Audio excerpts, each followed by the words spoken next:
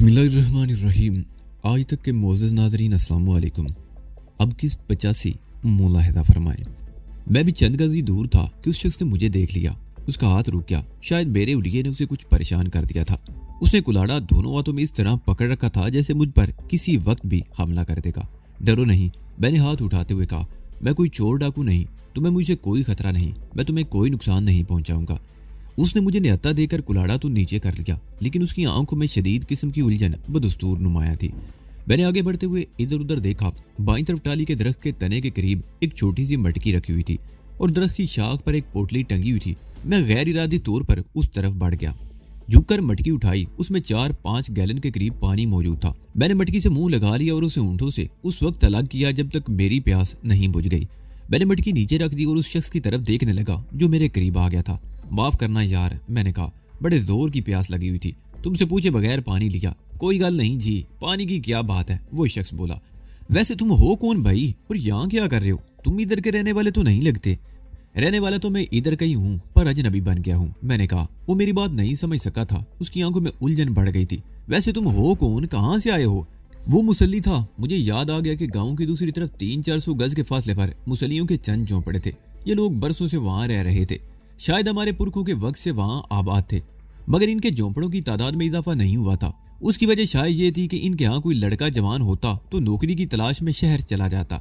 कसूर शहर और उसके नवा में वाक़े टनरीज में काम करने वालों की ज्यादा तादाद मुसल्लियों पर ही मुश्तमिल थी। जो मुसल्ली गांव के करीब झोंपड़ों में रिहाइश पजीर थे, वो गांव में कमी कुमार का काम करते थे। फसल की कटाई के वक्त भी यही लोग काम करते थे। कालू नामी उस मुसल्ली का ताल्लुक भी उसी बस्ती से था। मेरा एक काम कर यार कालू, मैंने तकरीबन 1 घंटे की गुफ्तगू के बाद उसे एतमाद में लेते हुए कहा। मोहम्मद रमजान को जानते हो ना? रमजान वही ना जिसके सामने का एक दांत टूटा हुआ है, कालू बोला। ये तो मुझे मालूम नहीं कि उसका दांत टूटा है और ये दांत कब और कैसे टूटा था, लेकिन उसकी बीवी नरगस ने मुक्का मारकर दांत तोड़ा था उसका। कालू ने मेरी बात काट दी। तो फिर वही होगा, उसकी बीवी का नाम नरगस ही है, मैंने कहा। तूने नरगस को मेरा एक पैगाम देना है, मगर इस तरह के किसी को पता ना चल सके। बात तुम रमजान की कर रहे थे और ये पैगाम उसकी बीवी को देना चाहते हो? क्या चक्कर है? वो मुझे घूरने लगा। कोई चक्कर नहीं यार, वो मेरे गांव की रहने वाली है, मैंने कहा। अच्छा ये बात है। कालू का लहजा मैं नहीं खेलता, इसलिए तो मैं कहता था कि वो हर दूसरे तीसरे महीने रायविंड क्यों भागी जाती है। तुम भी रायविंड से ही आए हो ना? आया तो मैं रायविंड से ही हूँ, लेकिन वो बात नहीं जो तुम समझ रहे हो, मैंने कहा। और फिर कालू को समझाने लगा कि मैं क्या चाहता हूँ। कालू की बातों से ये दिलचस्प इंकिशाफ भी हुआ कि रायविंड में नरगिस का कोई मुआशका चल रहा है। शादी को अगरचे कई साल हो चुके थे, लेकिन ये बात खत्म नहीं हुई थी और अब भी अपने आशिक से मिलने वो रायविंड जाती रहती थी। इस वक्त 4 बजने वाले थे। धूप अगरचे अब भी बहुत तेज थी, लेकिन दरख्तों के साए में गर्मी की शिद्दत का एहसास नहीं हो रहा था। ठीक है नाजी भाई, कालू ने मेरी हकीकत जानकर गहरा सांस लेते हुए कहा। मैं शाम का अंधेरा फैलने के बाद उसे लेकर आऊंगा और तुम यहीं रहना, कहीं इधर उधर मत हो जाना। मैं उधर खंडरों में हूँगा, मैंने एक तरफ इशारा किया, और तुम पानी की ये मटकी यहीं छोड़ जाओ। नरगिस से कहना कि मेरे लिए कुछ खाने को भी ले आए। यार तुमने पहले नहीं बताया, मुझे भी बातों में ख्याल नहीं रहा, उसने कहते हुए उठकर दरख्त की शाख पर टंगी हुई पोटली उतार ली। मैं अपने लिए रोटी लेकर आया था, लो ये तुम खा लो, और अब मैं चलता हूँ। शाम का अंधेरा फैलने के बाद आऊंगा नरगिस को साथ लेकर। उसने पोटली मेरे सामने रख दी, अपना कुल्हाड़ा उठाया और मेरी तरफ देखता हुआ नदी की तरफ जाने वाली पगडंडी पर चलने लगा। मुझे इस वक्त बड़े जोर की भूख लग रही थी। मैंने पोटली खोली, उसमें 2 रोटियां थी और आम का अचार था। मुसल्लियों को नीचजात समझा जाता है। गाँवों देहातों में तो फिर भी इनसे ऊपर के काम करवा लिए जाते हैं, लेकिन आमतौर पर इन्हें बंगियों की तरह दूर ही रखा जाता है। मेरे वाले तो उन लोगों के घर में घुसने भी नहीं देते थे, और मैं एक मुसल्ली के घर की पकी हुई रोटी खा रहा था। रोटी खाकर मैंने पानी पिया, कपड़ा वहीं दरख्त की एक शाख पर टांग दिया और मटकी उठाकर खंडरों में आ गया। कालू मुसल्ली को मैंने अपने बारे में बता दिया था कि बचपन में स्कूल ना जाने पर बाप की मार खाकर एक रोज में घर से भाग गया था, और अब मैं कई साल बाद आया हूँ, मगर फिलहाल गाँव वालों का सामना नहीं करना चाहता। कालू मुसल्ली ने इस तरह सारी ला दिया जैसे उसने मेरी कहानी पर यकीन कर लिया हो, लेकिन मेरे ख्याल में वो इतना बेवकूफ नहीं था। मैंने अपना नाम बता दिया था, मगर ये नहीं बताया था कि मैं गांव की मस्जिद के पेश इमाम का बेटा हूँ। लेकिन मेरे ख्याल में ये ना बताने से भी कोई फर्क नहीं पड़ा था। वो यकीनन समझ गया होगा कि मैं दर हकीकत कौन हूँ। मुझे बहरहाल रिस्क तो लेना ही था। कालू मुसल्ली को मैंने एक माकूल रकम का लालच दिया था और मुझे तवक्को थी कि फिलहाल मुझे उससे कोई खतरा नहीं। सूरज ढल जाने के बाद गर्मी की शिद्दत में बड़ी हद तक कमी आ गई। मैं खंडरों में जमीन पर लेटा वक्त गुजरने का इंतजार करता रहा। बिलाखिर सूरज गुरूब हो गया और शाम का अंधेरा फैलने लगा। अंधेरा बदतदरीज गहरा होता गया। मेरे कान किसी आहट पर लगे हुए थे। हवा से पत्तों की खड़खड़ाहट की आवाज भी सुनाई देती तो मैं चौंक कर उस तरफ देखने लगा। वक्त गुजरता रहा और मेरी बेचैनी बढ़ती रही। गांव की तरफ से इशा की अजान की आवाज सुनाई दी तो मेरी परेशानी कुछ और बढ़ गई। दिल में तरह तरह के ख्यालात आ रहे थे। नरगिस ने कालू मुसल्ली की बात पर यकीन किया था या नहीं, या कालू मुझे किसी जाल में फांसने की कोशिश तो नहीं कर रहा था। आधा घंटा और गुजर गया और फिर खुश्क पत्तों और झाड़ियों की चीखने की आवाज सुनकर मैं चौंक कर उस तरफ देखने लगा। दरख्तों में मध्यम सी रोशनी भी हरकत करती हुई दिखाई दे रही थी। वो गालबन पेंसिल टार्च थी जिसका लिश्कारा इधर उधर गर्दश कर रहा था। रोशनी को उस मदम से लिश्कारे के पसे मंदिर में दो इंसानी एवले हरकत करते हुए नजर आ रहे थे। मैं बड़ी आहिस्तगी से अपनी जगह से उठकर एक शिकस्ता दीवार की आड़ में छुप गया ताकि अगर कोई गड़बड़ हो तो अपने बचाव का कोई बंदोबस्त कर सकूं। वो दोनों साए मुझसे चंद गज के फासले पर रुक गए। रोशनी का आला इधर उधर हरकत कर रहा था और फिर एक सरगोशियाना आवाज सुनाई दी। वो कालू मुसल्ली की आवाज थी। मैंने फौरी तौर पर कोई जवाब नहीं दिया और जब मुझे यकीन हो गया कि उन दोनों के साथ तीसरा कोई और नहीं तो मैं आड़ से निकलकर सामने आ गया। वो नरगिस थी। पेंसिल टार्च की मदम सी रोशनी में उसके चेहरे के नकूश साफ दिखाई दे रहे थे। मैंने अगरचे उसे तवील अरसे बाद देखा लेकिन उसे पहचानने में कोई दुश्वारी पेश नहीं आई। वो जरा भी नहीं बदली थी, लेकिन मुझे देखकर वो चौंके बगैर ना रह सकी। ये क्या हालत बना रखी है तुमने अपनी, वो बोली। कहाँ गायब रहे थे तुम इतना अरसा? यहाँ मैं तफसील से बात नहीं कर सकता, मैंने कहते हुए कनकियों से कालू की तरफ देखा। मैं फिलहाल गांव की नजरों में नहीं आना चाहता। कोई ऐसी जगह जहाँ एक दो दिन, हाँ ऐसी जगह है, चलो मेरे साथ। उसने मेरी बात काट दी। हम तीनों टार्च की रोशनी में जंगल से बाहर निकल आए। नदी की पुलिया पार करके नरगिस रुक गई। कालू तुम अपने घर जाओ, मैं कल तुमसे मिलूंगी और किसी को पता ना चले कि फिक्र ही ना करो नरगिस बीबी। कालू ने उसकी बात काट दी। किसी को पता नहीं चलेगा कि तुमसे कोई मिलने आया था। कालू मुसल्ली दूसरी तरफ मुड़ गया और मैं नरगिस के साथ दूसरी तरफ चलने लगा। हम गांव के ऊपर से होते हुए खेतों की तरफ निकल गए और आखिरकार मवेशियों के एक बाड़े के करीब पहुंचकर रुक गए। तुम्हें याद है पहले यहाँ चौधरी शरीफ का डेरा हुआ करता था? नरगिस ने मेरी तरफ देखते हुए कहा। उसने आगे एक जगह ट्यूबवेल लगवाया है, डेरा भी उसके करीब ही बना लिया है। ये जगह वीरान है। यहाँ रमजान कभी कभी मवेशी बांध लिया करता है। इत्तेफाक से पिछले 4-5 दिन से वो यही मवेशी बांध रहा है। यहाँ कौन होगा, मैंने पूछा। रमजान अकेला ही होता है, नरगिस ने कहा। हम बाढ़ के करीब पहुंचे थे कि चार दीवारी के अंदर कुत्ते के भौंकने की आवाज सुनाई दी। कुत्ता दूर से दौड़ता हुआ लकड़ी के गेट के करीब आकर रुक गया। नरगिस ने उसे डांटा तो वो खामोश हो गया। थोड़ी देर बाद एक आदमी भी लालटेन उठाई इस तरफ आता दिखाई दिया। कौन है भाई, उसकी मरियल सी आवाज सुनाई दी। मैं हूँ, गेट खोल, नरगिस ने कहा। गेट ज्यादा ऊंचा नहीं था। रमजान ने करीब आकर लालटेन ऊपर उठाई। मुझे देखकर उसकी आंखों में उलझन सी तैर गई। उसने लालटेन नीचे कर ली और अंदर से गेट का कुंडा खोल दिया। किसको साथ ले आई है तू, कौन है ये? उसने एक तरफ फटते हुए पूछा। उसके करीब खड़ा हुआ कुत्ता मेरी तरफ मुंह उठाए हुर्राने लगा। नरगिस ने उसे एक लात मारी। कुत्ता च्याऊं च्याऊं करता हुआ एक तरफ भाग गया। अंदर चलो, बताती हूँ ये कौन है, नरगिस ने कहा। बाड़े में 2-3 बैल और 5-6 भैंसें बंधी हुई थी। हम उनके करीब से गुजरते हुए पिछली तरफ एक कमरे में दाखिल हो गए। बाड़े में ये कच्ची इमारत गालिबन 3 कमरों पर मुश्तमिल थी और ये एक कमरा रिहाइश के लिए इस्तेमाल हो रहा था। कमरे में 2 छलंगा सी चारपाइयां बिछी हुई थी। एक पर तो मैला सा खेस बिछा हुआ था जबकि दूसरी चारपाई पर कुछ नहीं था। तुम यहाँ बैठो, मैं घर से रोटी और तुम्हारे लिए कुछ चीजें लेकर आती हूँ, नरगिस ने मुझे मुखातिब करते हुए कहा और एक चारपाई की तरफ इशारा कर दिया।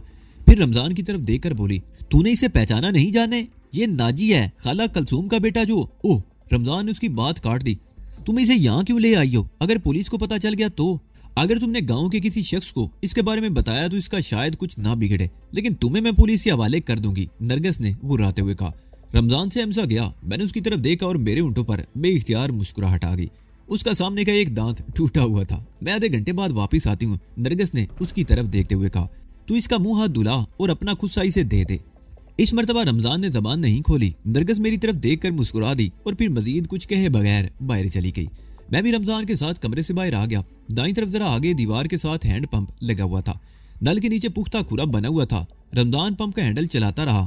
मैंने मुंह हाथ धोकर कीचड़ में आलूद पैर भी धोए और रमजान का गुस्सा पहन लिया और कमरे में आ गया। मेरी बात का बुरा मत मानना नाजी। वो मेरे सामने दूसरी चारपाई पर बैठ गया। तुमने यहाँ वापस आकर बड़ी गलती की है। जब तुम शुजा को कत्ल करके कसूर से भागे थे तो पुलिस कई बार यहाँ आई थी। हमारा तुमसे कोई ताल्लुक नहीं था, लेकिन पुलिस वालों को ये पता चल गया कि तुम हमारे रिश्तेदार हो। हमारी बिलावजह खींचतान होती रही। अब तुम फिर यहाँ आ गए हो। अगर पिंड के किसी बंदे को पता चल गया तो पुलिस को भी मालूम होने में देर नहीं लगेगी। हम एक बार फिर मुसीबत में फंस जाएंगे। इस मर्तबा तुम लोग किसी मुसीबत में नहीं फंसोगे, मैंने कहा। सिर्फ एक आदमी जानता है कि मैं यहाँ आया हूँ। वो अपनी जबान नहीं खोलेगा। वैसे मैं सिर्फ कल का दिन यहाँ रहूंगा। कल शाम से पहले यहाँ से चला जाऊंगा। वो है कौन? किसको पता है तेरे बारे में? रमजान ने कहा। कालू मुसल्ली, मैंने कहा। वो अपनी जबान नहीं खोलेगा, तुम अपनी जबान बंद रखना। कालू मुसल्ली? उसने जेरे लब ये नाम दोहराया। उसके पेट में तो कोई बात नहीं रुकती। तुम्हें यकीन है वो अपनी जबान बंद रखेगा? हाँ, मैंने सर हिला दिया। उसकी फिक्र मत करो, तुम अपना ख्याल रखना। रमजान जवाब देने की बजाय खामोशी से मेरी तरफ देखता रहा। थोड़ी देर बाद नरगिस भी वापस आ गई। उसने 2 पोटलियां उठा रखी थी, एक में खाना बंधा हुआ था और दूसरी में मेरे लिए कपड़े थे।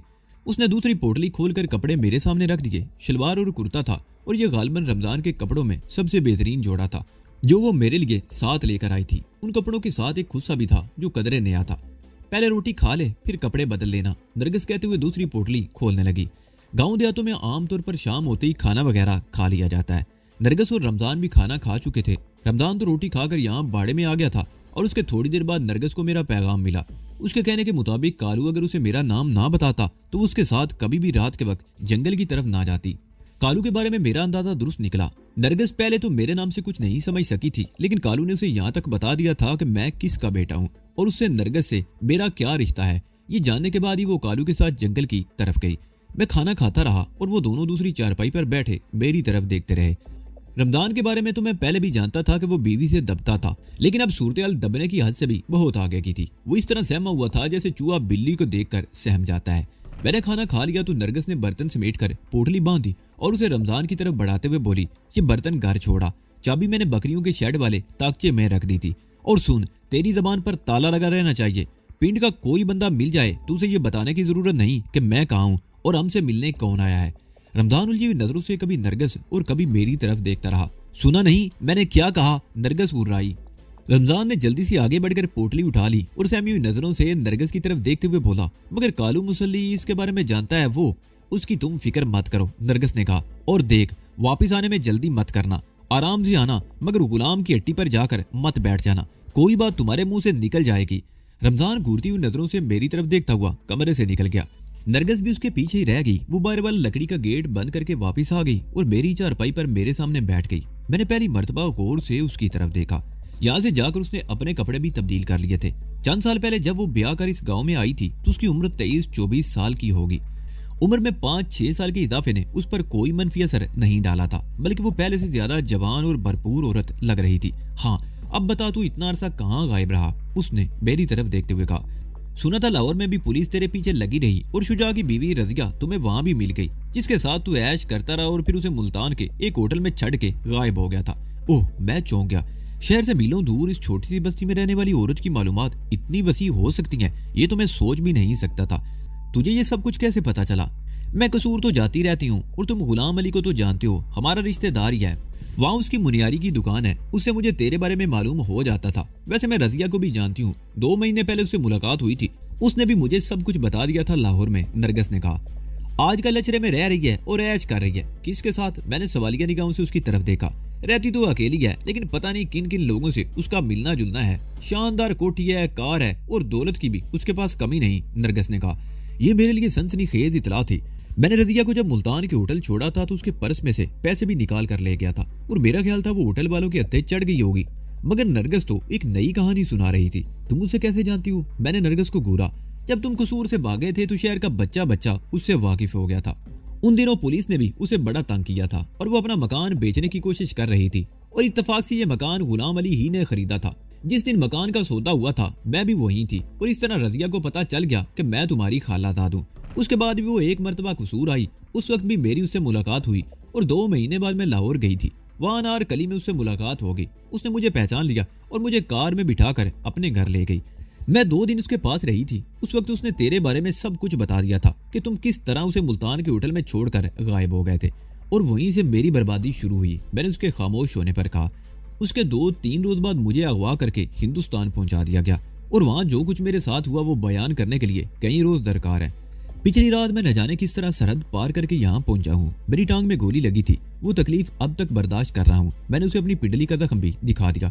तूने पहले क्यों नहीं बताया? जख्म पर पट्टी बांध देती। नरगिस बोली, मैंने तो बड़े बड़े जख्म खाए हैं, ये तो मामूली सी खराश है, खुद ही ठीक हो जाएगी। मैंने कहा और चंद लम्हों की खामोशी के बाद बोला, मैंने सुना है कि मेरे जाने के बाद पुलिस ने तुम लोगों को भी परेशान किया है, लेकिन आज मेरा पैगाम मिलते ही तुम फौरन मुझसे मिलने क्यों चली आई? पिछले हालात को देखते हुए तुम्हें तो मिलने से इनकार कर देना चाहिए था। मैं तो उस जमाने में भी तुझसे मिलना चाहती थी। नरगिस ने कहा। उसके बाद 1-2 मरतबा रजिया से मुलाकात हुई और फिर 2 मरतबा पहले रजिया ने तेरे बारे में बताया तो दिल में कुछ और शौक पैदा हुआ, लेकिन फिर सोचा कि शायद ये मेरा ख्वाब कभी पूरा ना हो। आज कालू मुसल्ली ने तेरे बारे में बताया तो मुझे यकीन नहीं आ रहा था। मैं तो समझी थी कि शायद वो मुझे धोखे से जंगल में ले जाना चाहता है, इसलिए मैंने अपने लिबास में छुरी भी छुपा ली थी। बात करते हुए उसके होंठों पर मुस्कुराहट आ गई।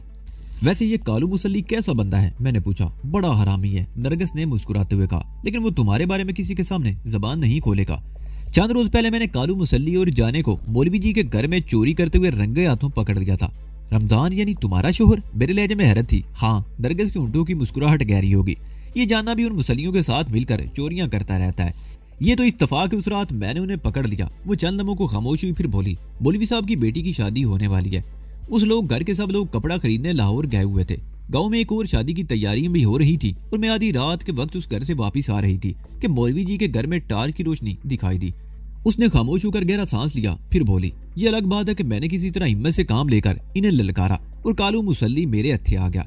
मैंने इसके चेहरे से डांठा उतार दिया। दूसरा आदमी भाग गया, मगर कालू मुसल्ली ने बताया कि वो जानना है।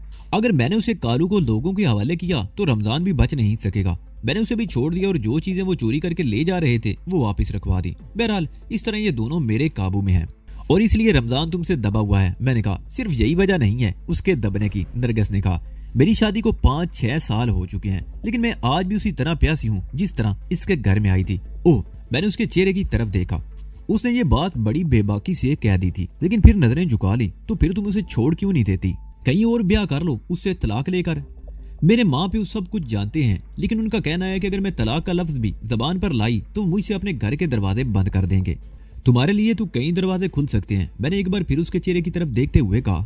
इस मर्तबा उसकी नजरें नहीं झुकी, बल्कि आंखों में एक अजीब सी चमक उभर आई। कोई मेरा साथ देने वाला तो हो। वो बोली, चौधरानी को भी ये बात मालूम है। वो तो कहती है कि ससुराल में लड़की की डोली आई है और जनाजा निकलता है, मगर अगर मैं साथ दूं तो? मैंने सवालिया निगाहों से उसकी तरफ देखा और उसका हाथ पकड़ लिया।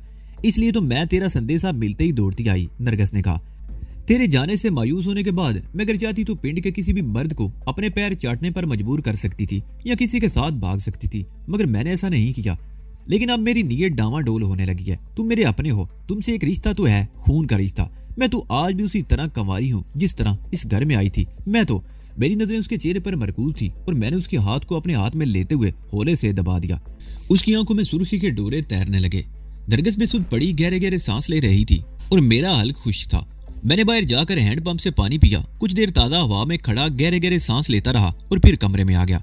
नरगिस अब भी चारपाई पर पड़ी गहरे गहरे सांस ले रही थी। उसने आंखें खोलकर मेरी तरफ देखा। उसके होंठों पर मुस्कुराहट थी। उसके 15-20 मिनट बाद हम दोनों एक बार फिर आमने सामने बैठे बातें करते रहे। अब तेरा क्या प्रोग्राम है? नरगिस ने पूछा। तू ज्यादा दिन तो यहाँ नहीं रह सकता, किसी न किसी की नजरों में तो आ ही जाएगा। तुमने बताया था कि 2 महीने पहले रज़िया से तुम्हारी मुलाकात हुई थी। मैंने कहा, मेरे बारे में उसके ख्यालात क्या थे? क्या वो मुझे धोखेबाज समझती है? धोखेबाज तो समझती है क्योंकि तू उसे धोखा देकर ही भागा था, लेकिन उसकी बातों से अंदाजा होता था कि अगर तू अब भी उसे मिल जाए तो वो तुझे दिल में बिठा रखेगी। लेकिन मैं तुझे उसके बारे में ऐसा कोई मशवरा नहीं दूंगी। उससे दूर ही रहने की कोशिश करो तो अच्छा है। नरगिस ने कहा। मैं दिल में मुस्कुरा दिया। रज़िया के बारे में बात करते हुए अब उसका लहजा बदल गया था। मजबूरी है, मैंने कहा। हम चंद रोज उसके पास रहेंगे और फिर अपना कोई बंदोबस्त कर लेंगे। मेरे पास, मैंने कहते हुए थैला उसके सामने पलट दिया। मेरे पास ये जेवरात हैं, इन्हें बेचने के बाद हमें किसी की मोहताजी नहीं करनी पड़ेगी। इतने ढेर सारे जेवरात देखकर नरगिस की आंखों में चमक उभर आई। हाय अल्लाह! उसने एक हाथ सीने पर रखते हुए गहरा सांस लिया। क्या ये सब असली हैं? वो जेवरात उठा कर देखने लगी। खालिस सोने के, मैंने कहा, और इनमें जुड़े हुए हीरे भी असली हैं। एक एक जेवर लाखों रुपए का है। उसने एक लाकट उठा लिया। उसमें एक अंगूठे के नाखून के बराबर बड़ा और छोटे छोटे लातादाद हीरे जुड़े हुए थे जो लालटेन की रोशनी में भी जगमगा रहे थे। उसने लाकट अपने गले से लगाकर देखा। उसके होंठों पर बड़ी गहरी मुस्कुराहट थी। इनके लिए शोर और गांव तो क्या, मैं दुनिया भी छोड़ सकती हूँ। नरगिस ने कहते हुए एक भारी कंगन उठा लिया और उसे उलट पलट कर देखने लगी। दुनिया छोड़ देने के बाद ये सब कुछ तेरे किसी काम का नहीं रहेगा, मैंने मुस्कुराते हुए कहा।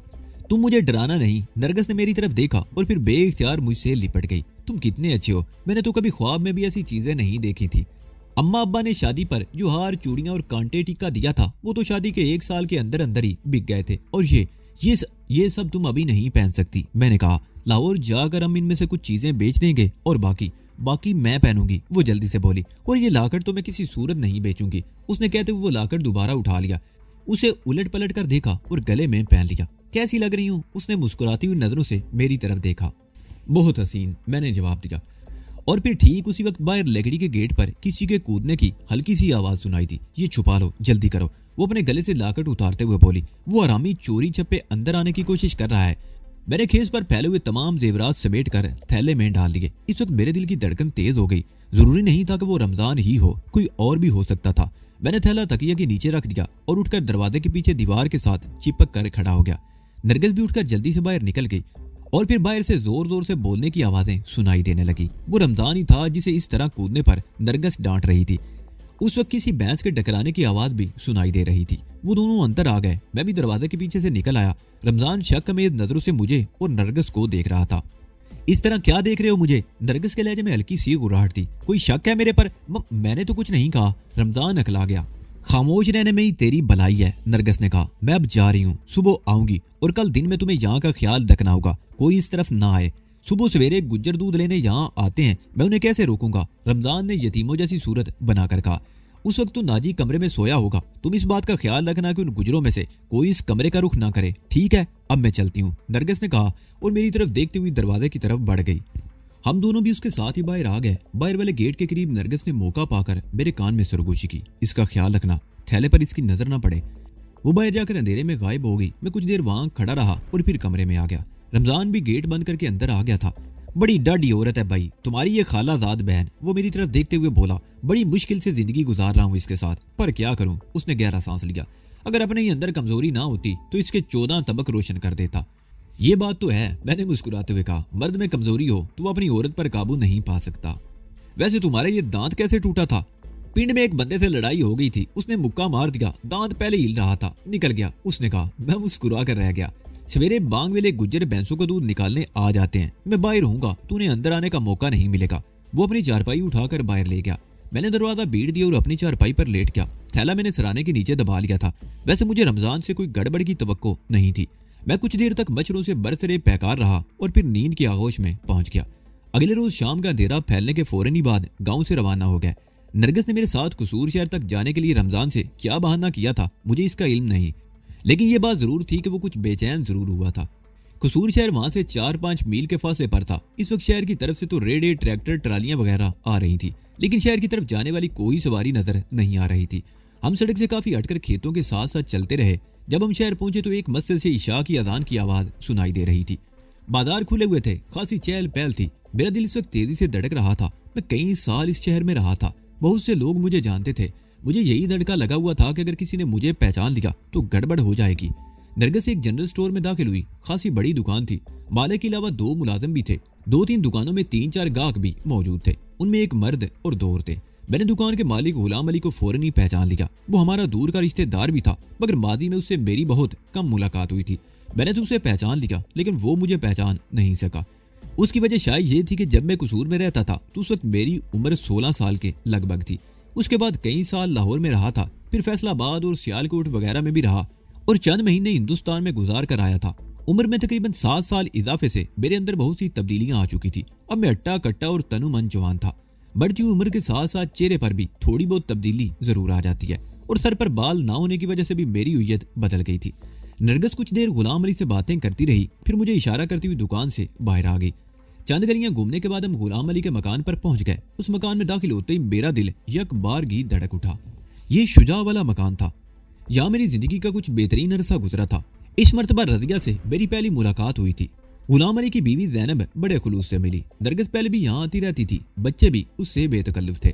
10 बजे के करीब गुलाम अली भी दुकान बंद करके आ गया। नरगिस ने उसे दुकान पर ही मेरे बारे में ये फर्जी कहानी सुना दी थी कि मैं रायविंड में दूर के किसी रिश्तेदार का बेटा हूँ और ये कि मेरा ज़हनी तवाज़ुन दुरुस्त नहीं।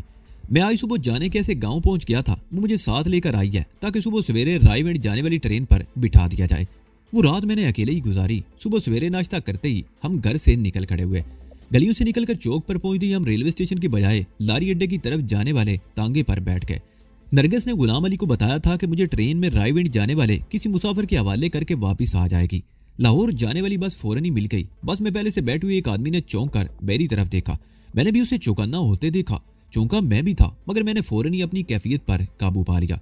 मैंने उस आदमी को पहचान लिया। कसूर में रहते हुए आखिरी दिनों में जिस फैक्ट्री में मैं मुलाजिम था, ये शख्स वहाँ लेबर सुपरवाइजर था। मेरा दिल अगरचे तेजी से धड़क रहा था, लेकिन मैंने दोबारा उसकी तरफ नहीं देखा और नरगिस से इस तरह बातें करने लगा जैसे हम किसी घरेलू मसले पर बहस कर रहे हो। वो शख्स भी अपने साथी से बातें करने लगा, लेकिन वो बार बार मेरी तरफ देख रहा था। और आखिरकार जब उससे रहा नहीं गया तो वो अपनी सीट से उठकर हमारी तरफ आ गया। माफ करना भाई, तुम्हारा नाम मोहम्मद नजीर है? उसने मेरी तरफ देखते हुए पूछा। नहीं जी, मेरा नाम आरिफ हुसैन है। मैंने अपनी अंदरूनी कैफियत पर काबू पाने की कोशिश करते हुए कहा। क्यों, क्या बात है जी? कोई बात नहीं, मुझे वहम हो गया था। वो शख्स कहते हुए दोबारा अपनी सीट पर बैठ गया, लेकिन रास्ते में भी वो बार बार मेरी तरफ ही देखता रहा। बस बड़ी कुशादा सी थी। 2 घंटों का ये सफर बड़ा तकलीफदेह साबित हुआ। हम समय बाद मोटर बस से उतर गए। वो आदमी भी अपने साथी के साथ वहीं उतरा था और अब भी उलझी हुई नजरों से मेरी तरफ देख रहा था। नरगिस फौरन एक रिक्शे की तरफ बढ़ गई। उसने रिक्शे वाले से बात की और मुझे इशारा कर दिया। मैं फौरन उसके साथ रिक्शे में बैठ गया और दूसरे ही लम्हा रिक्शा सड़क पार करके शमनाबाद की मेन रोड पर दौड़ने लगा। शमा रोड से होते हुए हम शहरा जलालुद्दीन पर पहुंच गए। ये सड़क आगे कैनाल बैंक रोड को कता करती हुई कदाफी स्टेडियम और गुलबर्ग वगैरह की तरफ चली गई थी, लेकिन हमें इतना ज्यादा आगे नहीं जाना पड़ा। बड़े चौक पर पहुंचने से पहले ही नरगिस ने रिक्शा दाईं तरफ एक कुशादा गली में मुड़वा लिया। ये अचरे का रिहायशी इलाका था जो कोठियों पर मुश्तमिल था। किसी जमाने में ये कोठियां जरूर रही होंगी, मगर बढ़ती हुई आबादी के साथ साथ इन कोठियों की हुइयत भी बदल गई थी। कोठियों में लान बराए नाम ही रह गए थे। ज्यादा से ज्यादा जगह तामीरात की जद में आ चुकी थी। इस तरह ये कोठियां भी 2-2, 3-3 मंजिला मकान बन गए थे।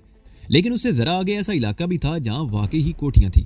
2-3 कुशादा गलियां घूमने के बाद नरगिस ने एक जगह रिक्शा रुकवा लिया। नरगिस ही ने किराया अदा किया। हम नीचे उतर आए। उस इलाके की कोठियां 2-2 कनाल पर मुश्तमिल थी। बाज कोठियां उससे भी ज्यादा बड़ी और वसी थी। नरगिस बाई तरफ वाली कोठी के गेट के पास रुक गई और काल बेल का बटन दबाना ही चाहती थी कि गेट का जेली दरवाजा खुल गया। वो एक लंबा तिरंगा आदमी था जिसने गहरे नीले रंग के कपड़े पहन रखे थे। कमर में लगे हुए रिस्टर में पिस्तौल भी नजर आ रहा था। वो लंबा तिरंगा आदमी शक्ल सूरत से खासा खौफनाक नजर आ रहा था। किससे मिलना है बीबी आपको? उसने नरगिस की तरफ सवालिया निगाहों से देखा। मुझे एक सरसरी नजर देखने के बाद उसने नजरअंदाज कर दिया। हम रजिया बीबी के पास आए हैं, तुम तो पास से हटो। नरगिस उसे रास्ते से हटाकर अंदर दाखिल होने की कोशिश करते हुए बोली। मैडम सो रही हैं, आप इधर बैठ जाओ, मैं नौकरानी को बताता हूँ, चौकीदार ने कहा। वे परे हट, नरगिस ने अकड़ कर कहा। तू बैठा रहा इधर, मैं खुद उठा लेती हूँ रजिया को। उसने मुझे इशारा किया और आगे आगे चलने लगी। गनमैन साथ साथ चलता रहा। उसे रोकने की कोशिश कर रहा था। मुझे उसने अब भी नजरअंदाज कर रखा था। बरामदे में एक अधेड़ उम्र औरत को देखकर चौकीदार उसे मुखातिब करते हुए बोला। इसे रोको नूरी, ये जबरदस्ती अंदर घुस रहे हैं। नूरी नाम की उस औरत ने पहले नरगिस और फिर मेरी तरफ देखा। मुझे देखकर उसकी आंखों में उलझन सी तैर गई। फिर वो गनमैन की तरफ देखते हुए बोली। ठीक है, तुम जाओ, उसने चौकीदार से कहा। और फिर हमारी तरफ देखते हुए बोली। आप लोग आइए, अंदर बैठिए, मैं रजिया बीबी को जगाती हूँ। उसने नरगिस को पहचान लिया। मेरा ख्याल है 2 महीने पहले रजिया नरगिस से बहुत अच्छे तरीके से पेश आई होगी, इसलिए तो नूरी हमें अंदर ले आई। ये हाल कमरा था। वाल टू वाल दबीज कालीन, कीमती और आरामदेह सोफे और हर वो चीज जो इस घर में होनी चाहिए थी। नूरी ने हमें सोफे पर बिठा दिया और किचन की तरफ चली गई। 15 मिनट बाद वो हमारे लिए शरबत बनाकर ले आई। उसने बड़े एहतराम से गिलास हमें पेश किए। आप लोग बैठिए, मैं बेगम साहबा को जगाती हूँ। वो कहते हुए एक तरफ चली गई और चंद मिनट बाद वापस आ गई। अभी आती हैं बेगम साहबा। तकरीबन 20 मिनट बाद रजिया दाईं तरफ वाली रायदारी में नमूदार हुई। उसने शबे ख्वाबी का लिबास पहन रखा था, पाजामा और ओपन शर्ट जिसका ऊपर वाला एक बटन खुला हुआ था। बाल बिखरे हुए और आंखों में सुर्खी तैर रही थी। मैंने कई महीनों बाद उसे देखा और मेरे ख्याल में वो पहले से ज्यादा हसीन लग रही थी। नूरी ने शायद उसे सिर्फ नरगिस के बारे में बताया था। वो जरा आगे बढ़ी तो मुझे देखकर ठिठक गई। उसने रुककर शर्ट का बटन बंद किया और आगे आ गई। नरगिस से वो बड़ी गर्मजोशी से मिली। मुझे उसने एक नजर देखने के बाद नजरअंदाज कर दिया। वो नरगिस के करीबी सोफे पर बैठ गई। उसने शायद सरगोश में नरगिस से मेरे बारे में पूछा था। तुम इसे बहुत अच्छी तरह जानती हो, जरा गौर से देखो, शायद पहचान लो, नरगिस ने मुस्कुराते हुए कहा। रजिया चलने में गहरी नजरों से मेरी तरफ देखती रही, फिर उछल पड़ी। ओए तेरा बेड़ा गर्क, वो अपनी जगह से उठते हुए बोली। तू तो बड़ा धोखेबाज है। तुम मुझे मुल्तान के होटल में छोड़कर भाग गए थे, मैं तुझे छोड़ूंगी नहीं। वो मेरी तरफ लपकी।